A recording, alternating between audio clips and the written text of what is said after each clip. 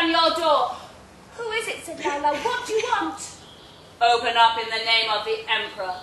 Lao Lao went and opened the door, and there stood the Emperor's 2 guards, who dragged Lao Lao out into the dark, into the night, into the cold. Up and up the mountain they climbed, until Lao Lao thought she couldn't go any farther, and then she found herself being pushed up the steep steps of an old stone tower. Around and up they climbed to the top, where the guards slid back the heavy bolts on the door, opened it and pushed Lao Lao inside. Inside the room was dark and cold and bare, except for a small table, and on the table there was a lighted candle and a small pair of scissors. And in the far corner of the room there was a great big wooden chest, and next to the chest, the largest pile of paper that Lao Lao had ever seen. "What does all this mean?" asked Lao Lao, and her voice, it was thin and tired. "The Emperor has heard of your skill. He commands you to make him a chest full of jewels." "Jewels?" said Lao Lao. "I don't know how to make jewels.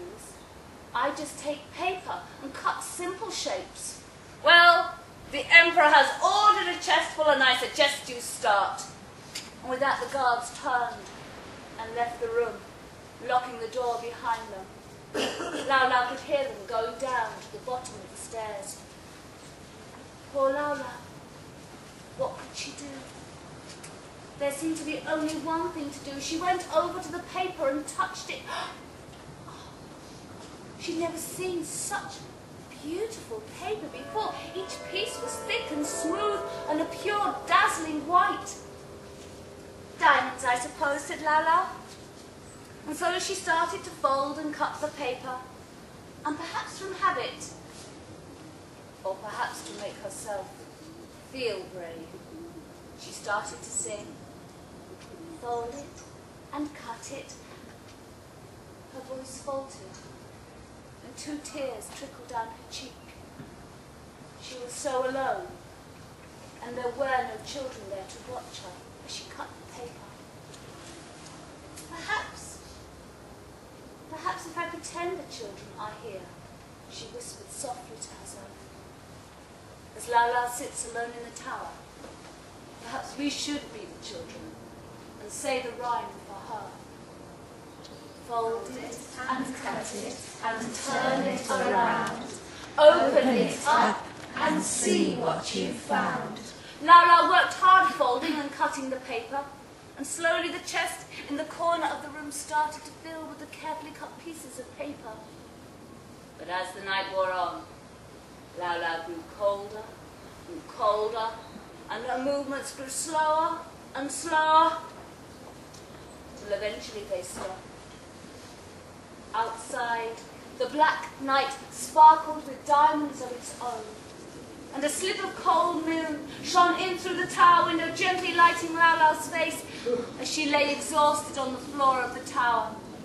And down below, the 2 guards stood warming their hands by the fire. And yet in all of the dark, and in all of the cold, something was watching. Something was always watching. The ice dragon who lived at the top of the mountain. Tonight he knew that something was wrong, and uncurling his giant scaled body from his bed of snow, he flew out over the land. He flew over the tiny villages all tucked up for the night. He flew over the sprawling towns where busy people had time for rest. He flew over the Emperor's palace, then turning back towards the mountain, he saw the Emperor himself galloping towards the tower. Round and round the tower the ice dragon flew, the anger rising in his chest as he saw Lao Lao lying helpless on the floor of the tower. Ice cold breath streamed from his nostrils and froze the blood of the guards standing at the bottom of the tower. And the emperor fell from his horse, dazed, unable to move. And then the dragon very gently picked up and carried her up above the clouds, so that she was safe from the wicked emperor, safe from the guards, safe from anything that would ever hurt her, ever again. And Lao Lao's paper cuts, they billowed around in the ice-cold air, where they turned into snowflakes, twinkling and sparkling in the moonlight. And when people woke up in the morning, they found that the ground was covered in a thick, papery, white snow. If you go to Dragon Mountain, you won't find the towers there anymore. Instead, you will find 3 pillars of ice. They say that if you look carefully, you can make out the likeness of the emperor and his guards frozen there, and that when they learn how to be kind, they'll come back to life again. As for Lao Lao, why now she rides on the back of the dragon, and as she sits, she takes her scissors and a small piece of paper, and as she cuts, she sings. Are you ready?